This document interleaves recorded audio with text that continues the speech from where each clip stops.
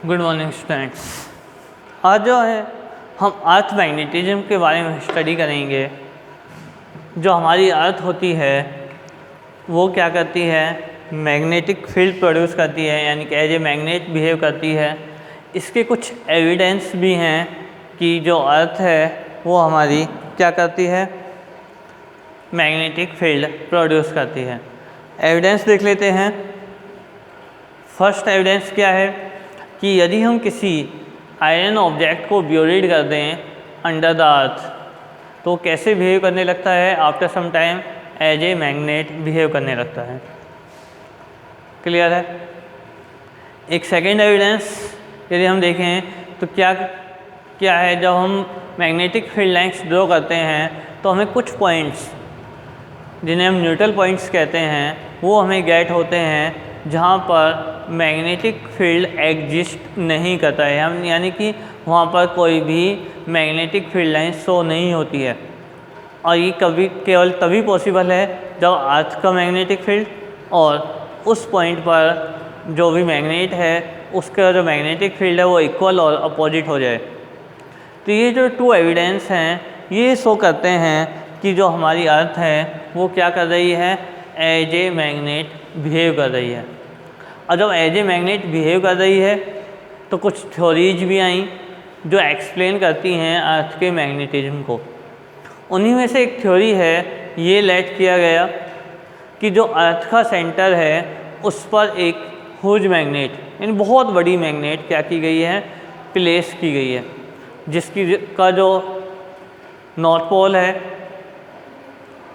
जो मैग्नेट है उसका जो नॉर्थ पोल है मैग्नेटिक या हम कहें जियोग्राफिक साउथ पोल की तरफ है, और जो साउथ पोल है वो geographic north pole towards the geographic जो साउथ पोल है उधर है।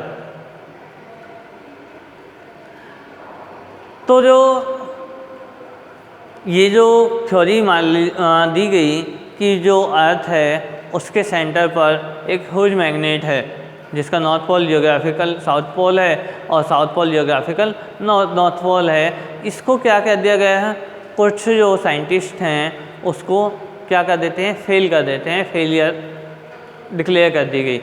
क्यों कि ये माना गया कि अर्थ के सेंटर पर यदि कोई मैग्नेट प्लेस की गई है तो जो अर्थ है उसका जो सेंटर है उसका जो टेम्परेचर है दैट इज़ वेरी हाई, वो बहुत ज़्यादा होता है। और एक प्रॉपर्टी आपने मैग्नेट की स्टडी की थी कि यदि किसी मैग्नेट को हम हीट करेंगे तो हीट करने पर क्या होगा, उसकी जो मैग्नेटिक प्रॉपर्टीज़ हैं वो रिड्यूस हो जाएंगी।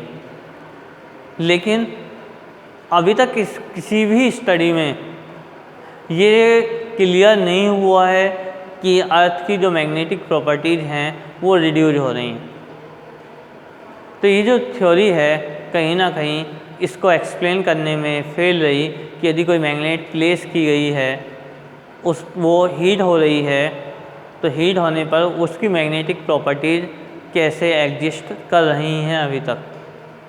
तो इसके बाद एक नई थ्योरी आई, वो क्या कहती है, वो ये कहती है कि ऐसा है कि अर्थ के जो इनसाइड है वो मोल्टन चार्ज होता है। अब अर्थ रोटेट कर रही है तो वो मोल्टन चार्ज है वो भी रोटेट कर रहा है, जिसकी वजह से अब चार्ज रोटेट करेगा तो करंट फ्लो हो रही है। और ये जो करंट फ्लो हो रही है, this current is responsible for the magnetic field due to the earth के मैग्नेटिक फील्ड के लिए रेस्पॉन्सिबल है। ये थ्योरी जहाँ मोस्टली क्या है रिलेटिव लगती है, लेकिन कुछ एलिमेंट्स हैं अर्थ के उनको इस थ्योरी के बेसिस पर एक्सप्लेन नहीं किया गया है। जो अर्थ के एलिमेंट्स हैं जो हमारे सिलेबस में जिन्हें हम अब स्टडी करेंगे उनको क्या है इसी थ्योरी के बेसिस पर एक्सप्लेन किया गया है कि अर्थ के जो सेंटर है उस पर एक ह्यूज मैग्नेट रखी गई है और उसी मैग्नेट की वजह से क्या कर रही है, earth as a magnet behave कर रही है। ठीक है, तो अब हम स्टडी करेंगे अर्थ के जो एलिमेंट्स हैं यानी कि magnetic elements of earth. Magnetic elements of earth. तो कौन कौन से हैं मैग्नेटिक एलिमेंट्स? एक है magnetic declination, magnetic declination. Second है मैग्नेटिक इंक्लिनेशन, इसको हम डिनोट करते हैं थीटा से। सेकंड है मैग्नेटिक इंक्लिनेशन, और इसी को ही हम मैग्नेटिक डिप, जिस पर एग्ज़ाम में मोस्टली क्वेश्चन आता है, डेल्टा से डिनोट करते हैं। और एक होता है horizontal component, horizontal component of earth magnetism. जो अर्थ मैग्नेटिज्म है उसका हॉरिजॉन्टल कंपोनेंट। ये 3 कंपोनेंट्स होते हैं। हम इन 3 कंपोनेंट्स के बारे में स्टडी करेंगे। पहले लेते हैं हम मैग्नेटिक डेक्लिनेशन।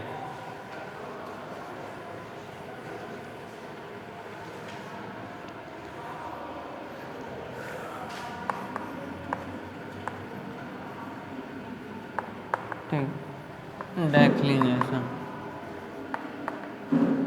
ये है हमारा थीटा।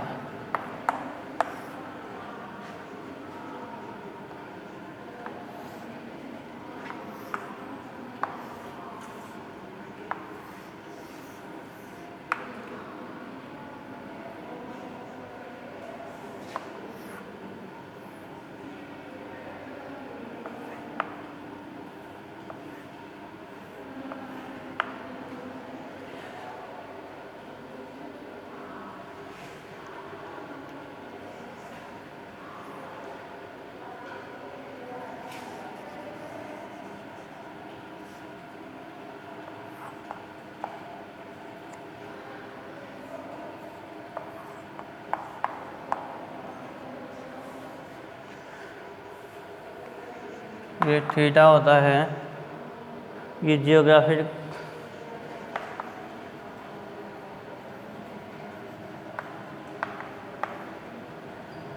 मेरिडियन है, ये मैग्नेटिक मेरिडियन है।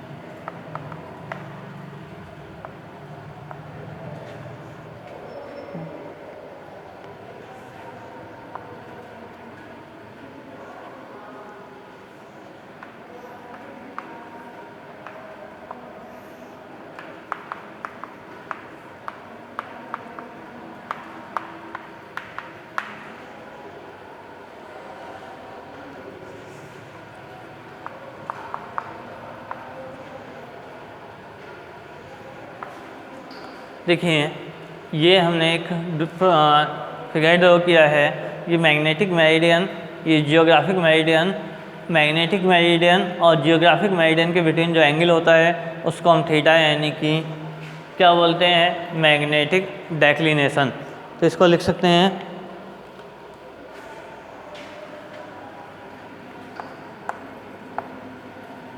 The small angle theta between the axis of geographic meridian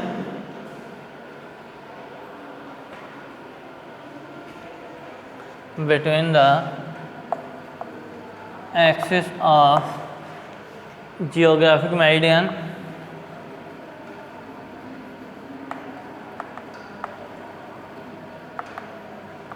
and magnetic meridian is known as magnetic declination।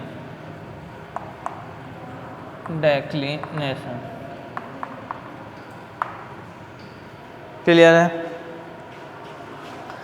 Second होता है आपका मैग्नेटिक डिप और मैग्नेटिक इंक्लिनेशन।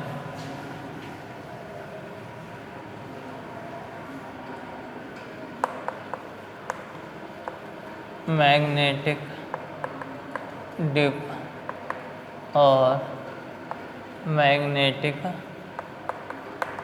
इंक्लिनेशन, इसको हम डेल्टा से डिनोट करते हैं। ये क्या होता है? ये एंगल होता है किसके बिटवीन, जो हॉरिजॉन्टल कंपोनेंट है अर्थ का और जो उसका रिजल्टेंट है, उनके बिटवीन जो एंगल होता है उस एंगल को हम क्या बोलते हैं? मैग्नेटिक डिप और magnetic inclination. At a point the angle between horizontal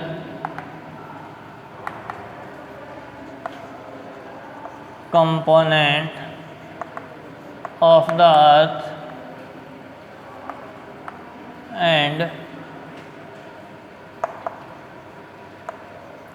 resultant of earth magnetism is known as magnetic dip। Magnetic dip. और ये होता है tan delta equal to,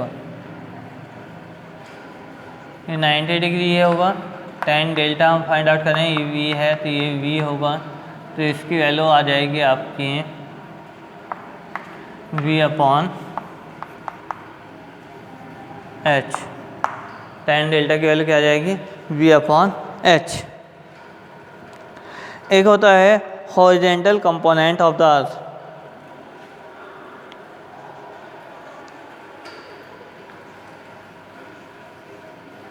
horizontal component of the earth,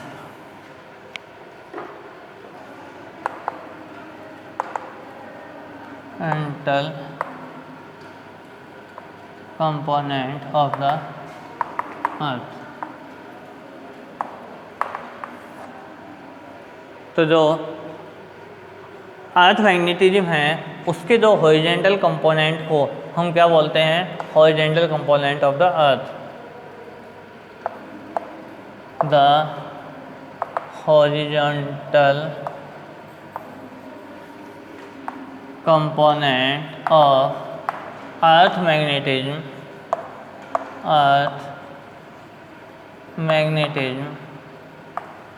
is known as horizontal component of the earth, horizontal of the earth। It is denoted by h। इसको किससे denote करते हैं? h से। अब यदि देखें तो जो v इक्वल टू ये होता है